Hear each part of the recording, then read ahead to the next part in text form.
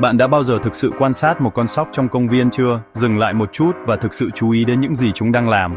Chúng ta thường thấy chúng lướt qua, nhưng có bao giờ bạn tự hỏi điều gì đang diễn ra trong đầu chúng không? Nó chạy lăng xăng, thoăn thoắt giữa những gốc cây, băng qua những con đường mòn. Đào bới, cào đất một cách hăng say và chôn một quả sỏi hoặc một loại hạt yêu thích nào đó của chúng, với sự tập trung cao độ, dường như không gì có thể làm gián đoạn được sự tập trung của chúng, rồi phóng đi mất hút. Nhưng nếu con sóc đó chỉ đang diễn kịch thì sao? Nếu tất cả những gì bạn vừa chứng kiến chỉ là một màn kịch được dàn dựng công phu thì sao? Nếu cái lỗ nó lặp lại trống rỗng không chứa gì ngoài đất và lá, một mánh khóe thông minh, một sự đánh lừa có chủ ý thì sao? Các nhà khoa học gọi đây là hành vi giấu đô đánh lừa, một chiến thuật xảo quyệt được sử dụng để bảo vệ nguồn thức ăn. Một cái nhìn thoáng qua về bộ não phức tạp, đầy mưu mèo và chiến lược đáng ngạc nhiên của loài sóc. Chúng không chỉ là những sinh vật nhỏ bé đáng yêu, chúng còn là những bậc thầy về sự lừa dối. Những con vật này không chỉ giấu thức ăn, chúng đang tích trữ cho những ngày đông lạnh giá. Chúng đang chơi một trò chơi chiến lược, một trò chơi cân não liên tục, cố gắng lừa đối thủ qua mắt những con sóc khác đang rình mò xung quanh và bảo vệ khố dự trữ mùa đông của mình. Chúng biết rằng sự sống còn của chúng phụ thuộc vào điều đó. Mỗi lần chôn già, mỗi hành động đánh lừa là một nước đi trong cuộc cạnh tranh sinh tồn đầy rủi ro. Đó là một cuộc chiến không khoan nhượng để giành lấy nguồn tài nguyên khan hiếm. Vì vậy, lần tới khi bạn thấy một con sóc đang đào bới, hãy quan sát thật kỹ. Hãy tự hỏi, liệu bạn có đang chứng kiến một hành động thực sự hay chỉ là một màn trình diễn được dàn dựng khéo léo? Liệu nó có thực sự đang giấu một hạt không chuẩn bị cho mùa đông tới, hay chỉ đang trình diễn một màn kịch, cố gắng đánh lừa những kẻ quan sát xung quanh? Câu trả lời hé lộ một thế giới trí tuệ, một cái nhìn sâu sắc về khả năng nhận thức của một sinh vật nhỏ bé và sự tinh ranh của động vật mà chúng ta dễ dàng bỏ qua. Đừng đánh giá thấp sức mạnh trí tuệ của một con sóc.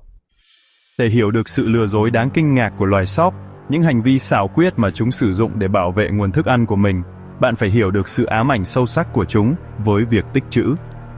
Đây không chỉ là một thói quen, đó là một sự thôi thúc ăn sâu vào bản năng của chúng, một chiến lược sinh tồn được mài giữa qua hàng ngàn năm tiến hóa. Vào mùa thu, khi những ngày ngắn lại và không khí trở nên se lạnh, sóc trở thành những kẻ thu thập không ngừng nghỉ, làm việc không mệt mỏi từ bình minh đến hoàng hôn để tích lũy một kho dự trữ thức ăn đủ để giúp chúng vượt qua mùa đông khắc nghiệt phía trước. Chúng tạo ra hàng trăm kho nhỏ rải rác khắp lãnh thổ của mình, một cách tiếp cận được gọi là tích trữ phân tán. Phương pháp này giúp đảm bảo rằng ngay cả khi một số kho bị xâm phạm, chúng vẫn còn nhiều nguồn cung cấp khác để dựa vào. Không giống như sóc chuột, loài có xu hướng tập trung tất cả thức ăn của chúng ở một hoặc hai địa điểm trung tâm, sóc rải thức ăn khắp lãnh thổ rộng lớn của chúng, phân tán các nguồn lực của chúng trên một khu vực rộng lớn. Điều này giúp giảm thiểu rủi ro nếu một kho bị phát hiện và cướp phá bởi những kẻ trộm cắp. Nhưng mỗi lần chôn cất, mỗi lần chúng vùi một hạt xuống đất là một thông báo rõ ràng cho những kẻ trộm tiềm năng đang rình rập trong bóng tối, chờ đợi cơ hội để đánh cắp những gì không phải của chúng.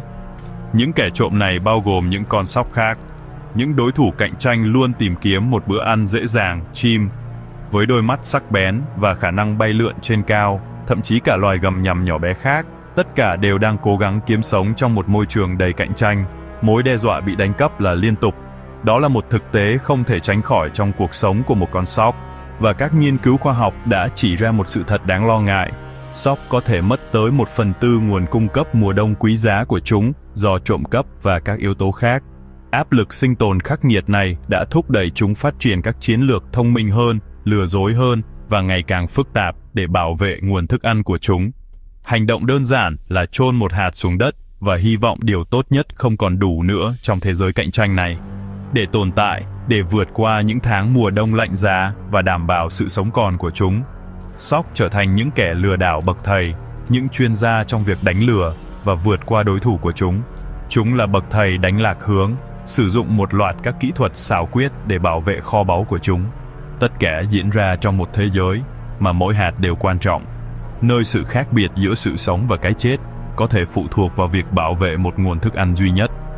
Sự sống còn của chúng phụ thuộc vào việc vượt qua đối thủ, vào việc thông minh hơn, nhanh nhẹn hơn và xảo quyệt hơn bất kỳ ai khác đang cố gắng đánh cắp thức ăn của chúng. Vậy một con sóc phải làm gì khi bị bao vây bởi những kẻ trộm? Nó đánh lừa chúng bằng cách giả vờ chôn hạt. Sóc tạo ra các kho mồi nhữ tràn ngập cảnh quan bằng những dấu hiệu sai lệch, những kẻ trộm lãng phí thời gian và năng lượng đào những cái lỗ rộng, trong khi những kho báu thực sự vẫn được giấu kín. Nghiên cứu cho thấy sóc tăng cường chôn giả khi chúng biết mình đang bị theo dõi. Đây không phải là bản năng mù quáng, đó là trí thông minh linh hoạt, thích nghi. Với nỗ lực tối thiểu, một con sóc có thể bảo vệ thức ăn của mình và làm nản lòng đối thủ. Hạt thất vẫn được giấu cho đến khi an toàn. Đó là một trò lừa bịp thông minh, hiệu quả về chi phí, hệ thống an ninh riêng của tự nhiên. Việc chôn giả là một màn trình diễn thuần túy, một sự phô trương có tính toán. Con sóc đào bối có chủ đích bắt chước việc tha một hạt và lập lộ với sự cẩn thận đáng tin cậy. Hạt thất đâu, vẫn được giấu kín, sẵn sàng cho một nơi ẩn náu an toàn hơn, một bí mật được giữ kín. Ngay cả những người quan sát gần, con người hay động vật, cũng thường bị lừa bởi hành động này. Chậm cuối cùng, làm phẳng đất, có thể thêm một chiếc lá, làm cho nơi đó trông không bị xáo trộn. Sau đó con sóc chạy đi, sẵn sàng lặp lại hành động ở nơi khác. Đó là một thói quen liền mạch, một phần là ảo thuật giả, một phần là chiến lược giả. Trong thế giới của loài sóc, sự sống còn cũng là về diễn xuất như là về quả sỏi, một trò chơi lừa bịp và mưu mèo. Khán giả chính của vở kịch này, những con sóc khác, những cái điệp viên chuyên nghiệp và đối thủ không ngừng nghỉ. Nhưng những loài chim như chim dê cùi và quả cũng đang theo dõi, sẵn sàng xả xuống và đánh cắp một bữa ăn. Các kho giả khiến công việc của chúng khó khăn hơn, lãng phí thời gian và năng lượng của chúng.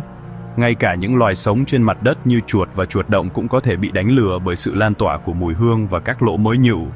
Sóc phải bảo vệ thức ăn của chúng từ mọi phía, trên, dưới và xung quanh.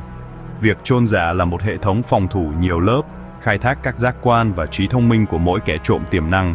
Đó là một trò chơi chiến lược phức tạp, nơi mỗi nước đi đều quan trọng. Trong hệ sinh thái này, sự tinh ranh cũng quan trọng như sức mạnh. Henvi Jodo Deng Lua. Observe the intricate dance of deception as a squirrel meticulously pretends to bury a nut, only to leave the spot empty. This isn't mere chance, it's a calculated move. Hei lo moat kia ken moi ve tri tong min của loài sóc. It showcases their capacity for complex thought and strategic planning. This seemingly simple act speaks volumes about their cognitive abilities. Chung Ginyo, Hang Trum Vitrico, scattered across their territory.